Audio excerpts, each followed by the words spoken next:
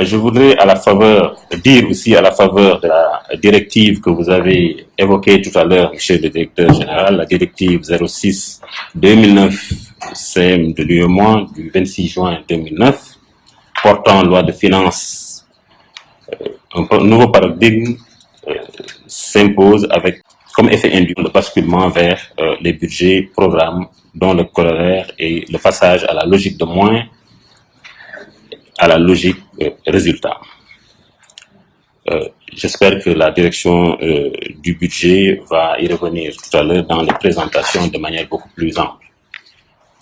Et l'objectif qui est poursuivi est d'atteindre les résultats de développement fixés par le plan Sénégal émergent. Là aussi, vous l'avez souligné tout à l'heure dans votre mot introductif de bienvenue.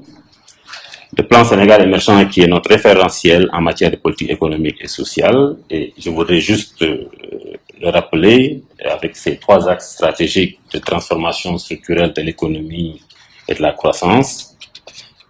Le capital humain, la protection sociale et le développement durable comme axe 2. Et la gouvernance, les institutions, la paix et la sécurité en axe 3. Malheureusement, nous avons comme l'impression que le plan Sénégal émergent est aujourd'hui tourné autour des infrastructures physiques que nous voyons à travers le Sénégal, qui sont en train d'être installées. Mais de notre humble conviction, nous pensons que les véritables déterminants de la transformation structurelle se retrouvent au niveau du capital humain, que vous-même vous pilotez. Sans le capital humain, nous n'avons pas de route. Sans le capital humain, nous n'avons pas l'énergie à coût accessible. Mais sans le capital humain aussi, nous n'avons pas une santé de référence, une éducation d'élite. Sans cela aussi, nous n'arrivons pas à gérer de manière durable nos ressources naturelles que nous venons aussi de découvrir pour le Sénégal. Je pense que nous avons un vaste chantier de renforcement du capital humain. Et nous devons, à travers une bonne gouvernance aussi, arriver à ces résultats. Et nous restons convaincus que si cette question de capital humain et de ressources humaines et tout le défi qui tourne autour de ce facteur, tous les défis sont relevés, nous pensons que sans doute nous arriverons au résultat du plan Sénégal émergent dans les délais qui sont fixés. Et pour y arriver, je pense que vous l'avez aussi compris, vous tentez de créer la masse critique de ressources humaines capables de supporter le plan Sénégal émergent. Donc nous vous encourageons au niveau du ministère de l'économie et des finances et je vous assure et vous rassure aussi que la direction de la planification, surtout la direction générale, ne ménagera aucun effort pour vous accompagner dans ce chantier. Monsieur le directeur général, je voulais aussi dire également que l'exercice auquel vous êtes astreint est de parvenir à une articulation intelligente de la stratégie sectorielle de votre département avec ces grandes orientations du plan Sénégal émergent que je viens de citer.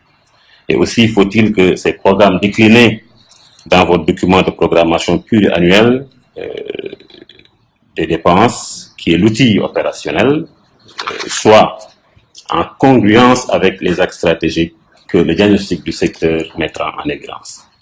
Donc voilà le seul gage susceptible de dissiper les soucis de cohérence qui nous préoccupent tant, sans remettre en cause votre expertise en tant que technicien du développement. C'est que votre credo assez éloquent et novateur au-delà de la réalisation des projets structurants va consister à faire de l'enseignement supérieur un véritable levier de développement économique et social. N'est-ce pas là un pari pour votre secteur d'assurer sa contribution à la formation intérieure brute, le PIB, mais aussi à la formation brute du capital fixe. Mais le PIB, dans le court terme, nous comptons beaucoup sur l'enseignement supérieur. Dans le moyen terme et le long terme aussi, nous comptons sans doute sur la réalisation de vos objectifs. Votre mission, je voudrais aussi le rappeler et insister là-dessus, devient plus grande, vous l'avez dit tout à l'heure, avec les objectifs de développement durable, qui ont été un engagement du gouvernement avec la communauté internationale, mais aussi avec la capture, la volonté du Sénégal à capturer le dividende démographique. Vous savez très bien que le dividende démographique, cette notion qui est aujourd'hui au centre des politiques économiques, parce que tout simplement, nous sommes en phase de transition démographique avec une présence forte de la population jeune sur les 50 prochaines années, si on peut le dire comme ça.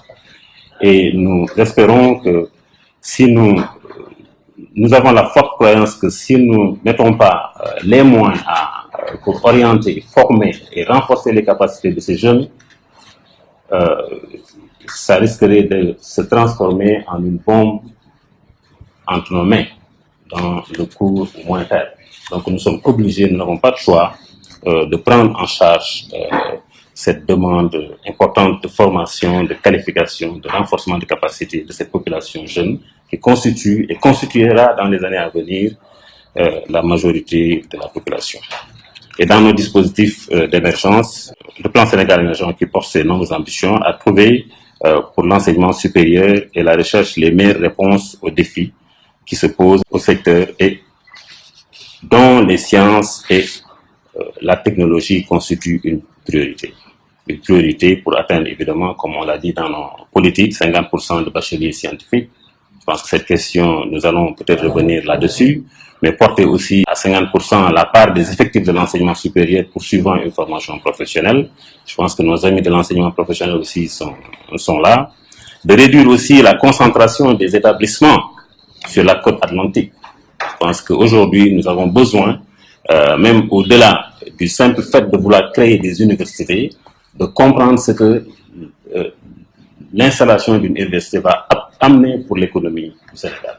Je pense que c'est une infrastructure de transformation structurelle. Si nous arrivons aujourd'hui à faire l'université de Tambacounda avec 30 000 étudiants, 1500 professeurs, c'est sûr que la ville de Tambacounda va changer de visage.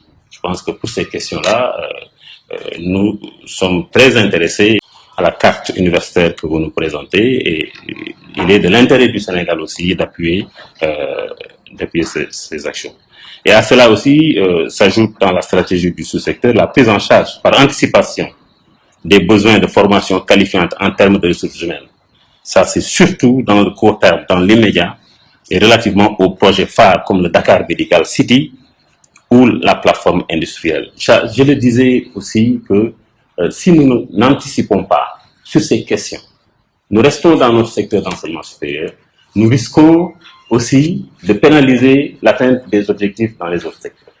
Il est évident que pour le Dakar Medical City, nous avons besoin d'une masse critique de scientifiques en matière de santé, très spécifique. Et pour cela, je pense qu'il faut beaucoup de médecins spécialisés dans les domaines pour qu'on puisse au moins attirer et jouer le leadership dans la solution. Nous n'avons pas de médecins si nous n'avons pas la formation. Et pour la formation, il faut des bacheliers scientifiques.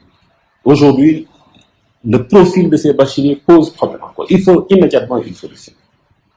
On essaie de changer, à moins que la formation dans ces matières scientifiques puisse être accédée au moins à ces bacheliers qui ont le profil de la littérature. Mais dans tous les cas de figure, nous sommes tenus, pour permettre aux autres secteurs aussi d'atteindre leur objectif, de tenir compte de leurs besoins immédiats dans notre réforme, de considérer quand même des résultats. Et ça, nous l'avons seulement dans la concertation. Tout de suite, nous l'avons évoqué, est-ce que le ministère de la Santé ne devait pas être là, ou bien même dans le processus de formulation, peut-être aller les rencontrer, discuter avec eux.